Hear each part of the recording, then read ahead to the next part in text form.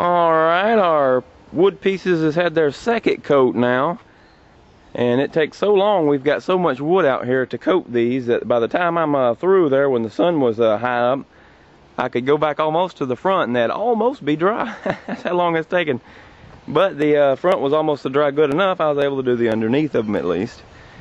Second coat though, why they're so dark, and they're gonna probably continue to get a little darker, who knows. Let's see now though, what we've done. Back off, dog. The dog keeps biting me from behind when I'm not looking. We've drawn out what we want to do here for our cup, our cup holder. This is going to go down up in here once the carpet is on it and all that. Come here.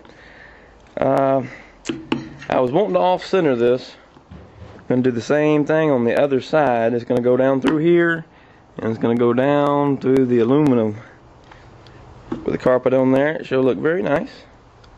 We put it down like this, drew out about where we wanted after we measured, made sure we're not going to go, you know, in through the sides because there is a lip under here and the boat does go down at an angle. Made sure we're not going to hit that. Got our little cutter out in here. Fixing to mark her up center and get the drilling on down through there.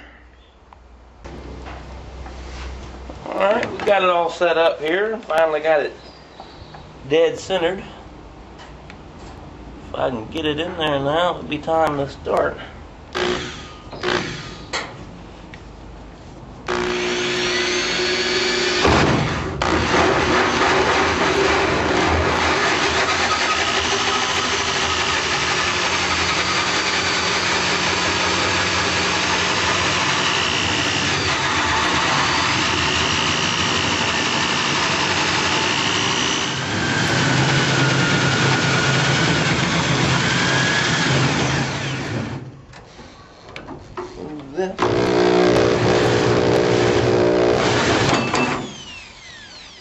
And voila, get this extremely hot piece out here, and we'll go ahead and let it cool for a second and fit it for the cup holder. Alright, that's her sitting down in there, and it does have clearance for the carpet that we're going to put in there. It's supposed to have been a 3 3/4 inch hole. We went ahead and did a 4 inch, and that's going to fit that carpet perfectly once we put it down in there. This will fit in there real snug against it and won't be moving around. And that's what we wanted. Now we can unclamp this piece, bring it on out there, and it gets its poly. We went ahead here and cut out the plywood for the middle and the back bench seats, if I can get around to such a thing. Now I'm going to put a cup holder in this back one and the middle one here, because every freaking seat needs some cup holder.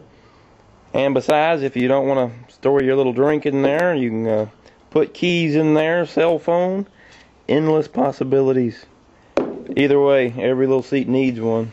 That's one thing I hate when I'm fishing now. You ain't got a cup holder and your bottle or whatever's rolling around on the floor.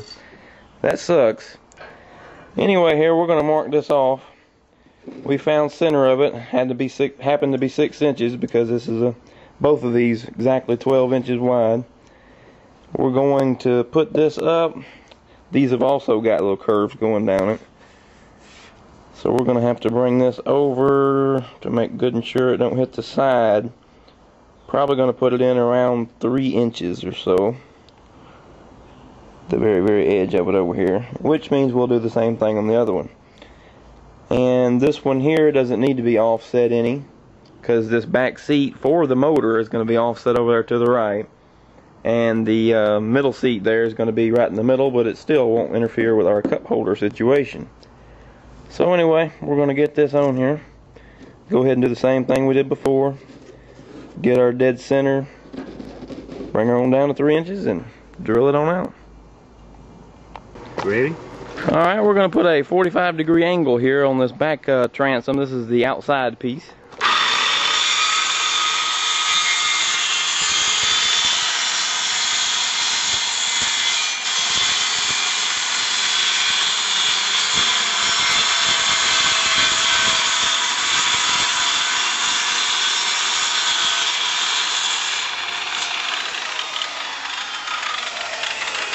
There we go, we'll clean that up a little bit.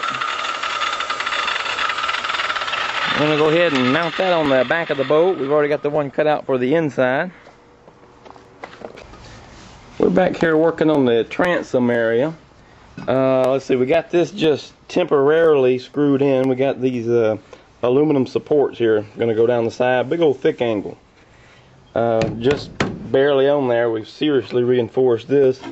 We're taking off these little support ears here. They're kind of flimsy and weak, and we're going to cut us up some real thick angle. If I can figure out how she's going to be. Let me get the camera over here somewhat near it.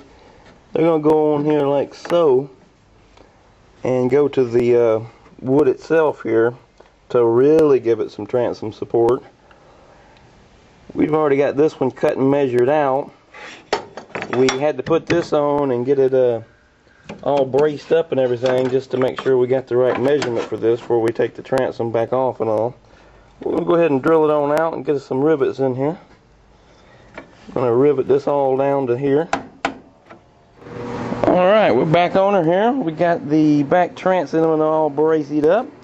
It's time now to get back on, you know, we could go ahead and cut the wood for this right here, but I want to get back on this front handle up here. This is what I've gotten so far. I put a reinforcement plate, actually doubled it on the front inside right here and put a giant thicker plate on the outside.